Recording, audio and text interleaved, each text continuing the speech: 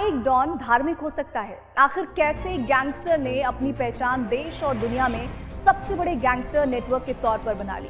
कैसे जेल में बंद रहते हुए इसका खौफ और वर्चस्व इतना बढ़ गया कि इसकी तुलना कभी मुंबई के बड़े डॉन से होने लगी?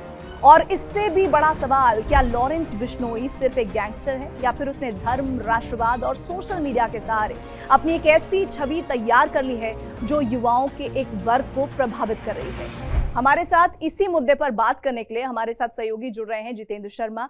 जितेंद्र, सबसे पहला सवाल जो मैं इस इंट्रोडक्शन के दौरान सोच रही थी वो जहन में आया कि एक ऐसा डॉन जिसको लेकर पूरी दुनिया में खौफ है, सिर्फ देश में नहीं।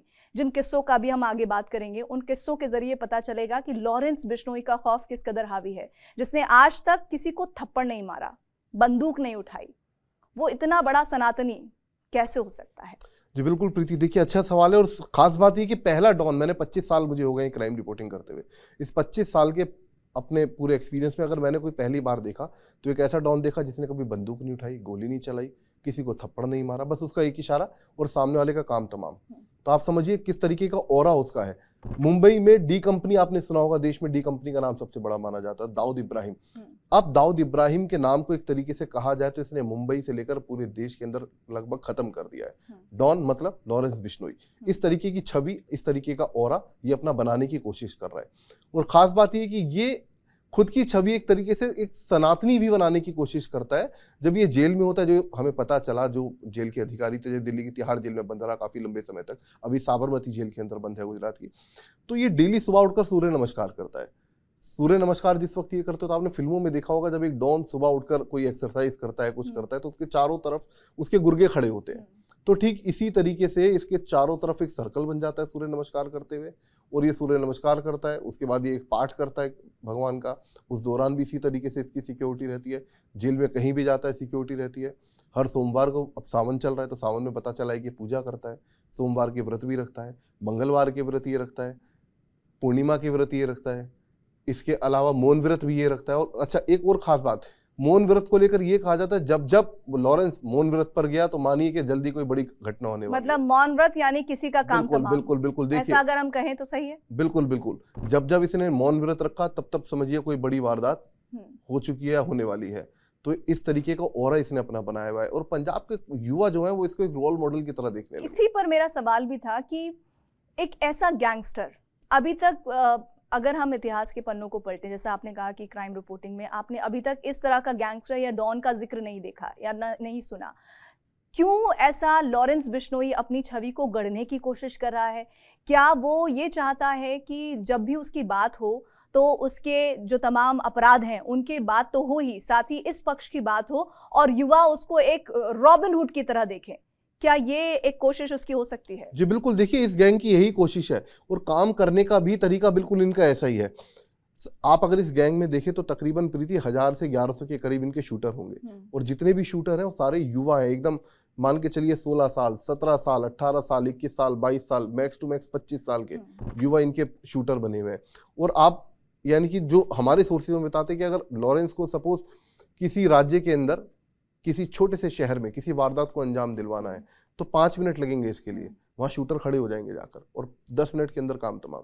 तो इस तरीके का नेटवर्क लॉरेंस ने पूरे देश के अंदर, तमाम शहरों के अंदर, कहे तो हर इलाके के अंदर इस वक्त फैला लिया है अपना। ये कैसे शुरुआत हुई? जैसे आपने बताया कि वो फाजिल्का का रहने वाला है, उसने अपने इस नेटवर्क को इतना बड़ा कैसे बना लिया कि वो देश में रहे या कहीं भी रहे, अभी वो गुजरात की साबरमती जेल में है, वो कैसे अपने इस गैंग को पूरा ऑपरेट करता है? देखिए फाजिल्का का रहने वाला है, ये बताया जाता है किसान परिवार से, लेकिन इसका जो परिवार था काफी समृद्ध था, यानी कि पैसे वाले थे, कुछ ऐसा नहीं था कोई मजबूरी में इसको तो गैंगस्टर बनना पड़ा। बिल्कुल। और ये डीएवी कॉलेज है पंजाब का, डीएवी कॉलेज में इसने पढ़ाई की, उसके बाद पंजाब यूनिवर्सिटी से पास आउट था। लेकिन छात्र राजनीति में जिस वक्त ये आया वहां पर इसने अपना इलेक्शन लड़ा, उस दौरान जो प्रतिद्वंदी थे उनके साथ इसका झगड़ा हुआ। उस दौरान पहली बार इसने हथियार, बताया जाता है, उठाया था वहां पर, कॉलेज के अंदर फायरिंग की और तभी से इसका एक नेटवर्क बनता चला गया। और इसके जो दोस्त थे, आप यकीन मानिए उस वक्त गोल्डी बराड़, जो कि इस वक्त विदेश के अंदर मौजूद है, वहां बैठकर अपना गैंग ऑपरेट करता है। पहले इसके साथ काम करता था, लेकिन अब इससे अलग हो चुका है रोहित गोदारा को लेकर।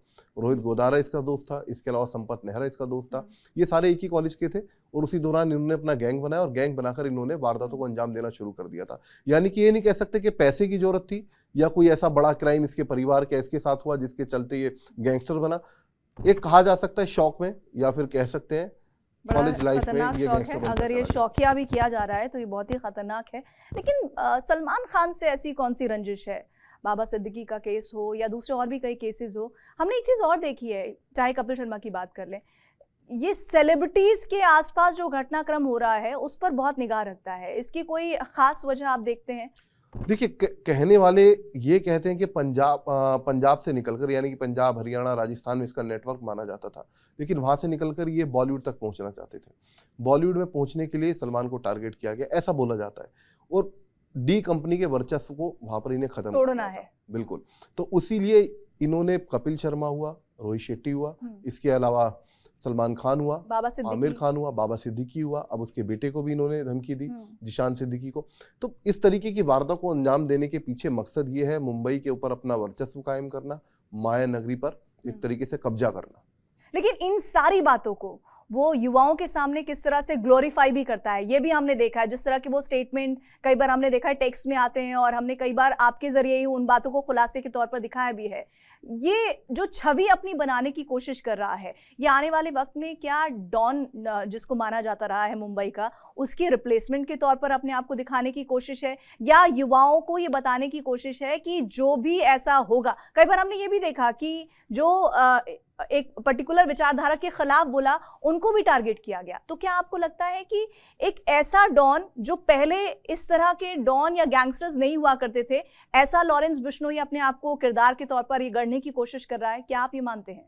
जी बिल्कुल। देखिए, डी कंपनी का वर्चस्व होता था, आपको याद होगा डी कंपनी किस तरीके से, अगर डी कंपनी का नाम, यानी कि मुझे लगता है 80 और 90 की दशक की बात करें, और इनफैक्ट 2000 तक भी रहा। लेकिन उसके बाद जैसे ही लॉरेंस बिश्नोई की एंट्री होती है, उसके बाद धीरे धीरे अब डी कंपनी का जो नाम है पूरे तरीके से खत्म हो चुका है, और ये इनका मोटिव भी था। मुंबई के अंदर अगर बात करें तो मुंबई में पहले तो देखिए, समझिए ये पूरा मॉडल किस तरीके से चलता है। जो इसका गैंग है ना, वो आप यकीन मानिए एक कंपनी की तरह ये लोग रन करते हैं।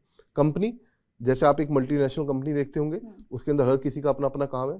HR होता है, ये इनके यहाँ भी एक रिक्रूटमेंट सेल है जो रिक्रूट करेगा, ऑनलाइन रिक्रूटमेंट होगी। फिर उसके अलावा एक ऐसा सेल है जो एक्सटोर्शन करता है, यानी कि एक्सटोर्शन सेल उसको नाम दिया हुआ है। उसमें अलग अलग गुर्गे हैं, अलग अलग इसके लोग हैं, इशारा ये करता है कि किससे कितना पैसा लेना है। उसके बाद जो ऑपरेटर्स होते हैं, या फिर कहें साफ तौर पर जो फील्ड में इसके शूटर मौजूद हैं, वो पैसा वसूल करते हैं। तो कह सकते हैं हर किसी का काम आपस में इन्होंने बांटा हुआ है।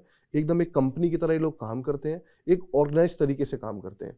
तो और यही वजह है कि इसके धीरे धीरे गैंग के अंदर 1100, 1200, 1300 इस तरीके से शूटर जुड़ते चले गए। मुझे याद है 2 साल पहले जब हम इसका नाम सामने आया था, क्या ये एक टेक्निक है यंगस्टर्स की ब्रेन वॉश को करने की, कि आप अपराध की दुनिया में तो आ रहे हैं लेकिन आप धर्म से, ईश्वर से दूर नहीं हो रहे हैं? बिल्कुल। देखिए, कह सकते हैं रोल मॉडल बनने का एक तरीके से तरीका भी है।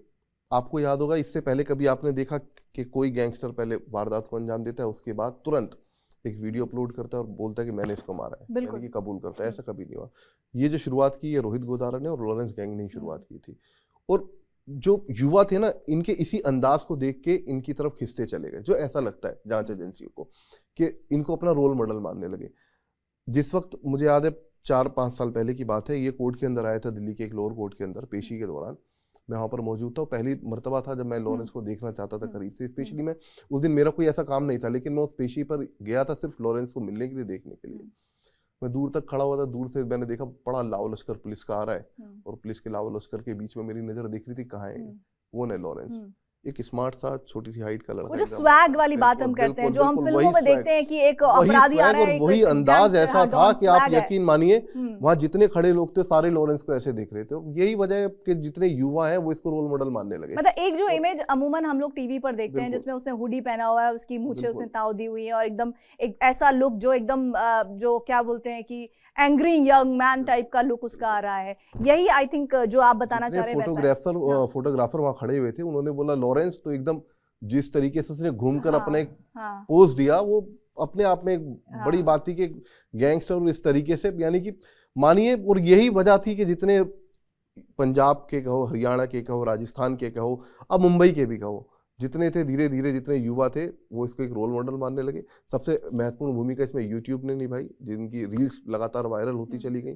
तो इस तरीके से धीरे धीरे इसने अपना युवाओं के बीच में वर्चस्व कायम कर लिया। तो अब आगे आप इस पूरे गैंग के नेटवर्क को लेकर, युवाओं का जो इन्वॉल्वमेंट तेजी से बढ़ रहा है उसको लेकर एक कंक्लूजन रिमार्क आप क्या देना चाहेंगे? क्योंकि क्राइम रिपोर्टिंग में जिस तरह के आप क्रिमिनल्स को देखते रहे हैं, उनके हिसाब से आप अभी इसकी जो कार्यशैली है वो आप क्या देख रहे हैं कि आगे क्या डेवलपमेंट्स और होंगे इस पूरे गैंग में? देखिए प्रीति, दिल्ली, राजस्थान, हरियाणा, पंजाब, साउथ इंडिया भी कह दीजिए, अब तो साउथ इंडिया में भी आ गया नेटवर्क। यहाँ तो छोड़ दीजिए, विदेशों में पहुंच चुके हैं। विदेशों में पुर्तगाल ले विदेशों से तो ऑपरेट ही होता है वो, जितने भी कपिल शर्मा कनाडा ले के लीजिए, यूएस ले लीजिए, आप नाम लीजिए देश का, उस देश के अंदर इनका नेटवर्क है इस टाइम। तो आप समझिए कितना बड़ा नाम, कितना बड़ा ऑरा इसने और ये कितने सालों में हुआ? दुनिया में अपना कर लिया है जी। ये कितने सालों में हुआ? ये मानिए पिछले 3-4 साल के अंदर ये धीरे धीरे नेटवर्क। और खास बात ये कि 2015 से जेल के अंदर बंद है। जेल के अंदर से बैठकर सोचिए इस शख्स ने अपना इस तरीके से नेटवर्क खड़ा कर लिया। जितेंद्र, एक बात और, वो ये कि जैसे आपने बताया कि 2015 से लेकर अब हम 2026 में 11 साल हो गए इस गैंग को वर्क करते हुए। ऐसे में ये जो अपने आप को सनातनी छवि के ओतप्रोत लॉरेंस बिश्नोई गढ़ रहा है, ये सिलसिला कब से शुरू हुआ? देखिए, जब से जेल में है तब से इसको जानने वाले, चाहे वो अधिकारी हो चाहे क्रिमिनल्स हो, वो बताते हैं उन्होंने इसको इसी छवि में देखा है। माथे के ऊपर इसके टीका लगा होता है, जाप ये करता रहता है, अक्सर मंत्र का उच्चारण करता रहता है खाली बैठे, और इसके हाथ में फ़ोन हमेशा रहता है। देखिए, कई बार कई अधिकारी जेल में ऐसे थे जिन्होंने बताया लाख कोशिश उन्होंने की कि इसके पास फ़ोन ना पहुंचे जेल के अंदर। कई बार रेड मारी गई, फ़ोन की बरामदगी भी कर ली गई, लेकिन चंद सेकंडों के अंदर वापस इसके पास फ़ोन आ। आप कई ऐसे खुलासे कर रहे हैं कि पुलिस वालों को भी दिक्कत हो सकती है? नहीं, बिल्कुल, आप ये मानकर चलिए कि फ़ोन इसके पास खटाक से फ़ोन लिया और जहां मन करा ये बात करता था। तो इस तरीके का रुतबा, इस तरीके का कहें, एक तरीके से जलवा इसने अपना क्रिएट किया, इस तरीके का ऑरा इसने अपना जेल के अंदर बनाया, और जेल के अंदर भी इसकी फैन फॉलोइंग उतनी ही ज़बरदस्त है। तो क्या मतलब जो जेल में रहने वाले पुलिस वाले हैं वो भी फैन फॉलोइंग में शामिल है? अपराधियों की बात करें तो ज़्यादा अच्छा रहेगा।